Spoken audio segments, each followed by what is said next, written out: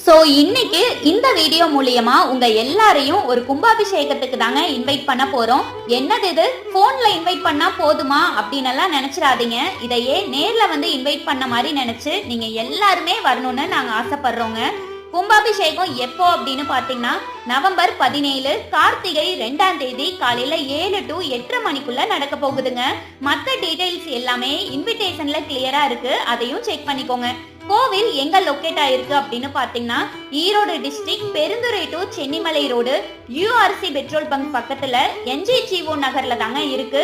இன்னும் டீடைலா சொல்லணும்னா மயூரா மஹால் தாண்டி கொஞ்ச தூரம் வந்தீங்கன்னா போதும். உங்களுக்கு டவுட் எதுவும் வரக்கூடாதுன்னு ஏகப்பட்ட பிளக்ஸும் வச்சிருக்கோம்.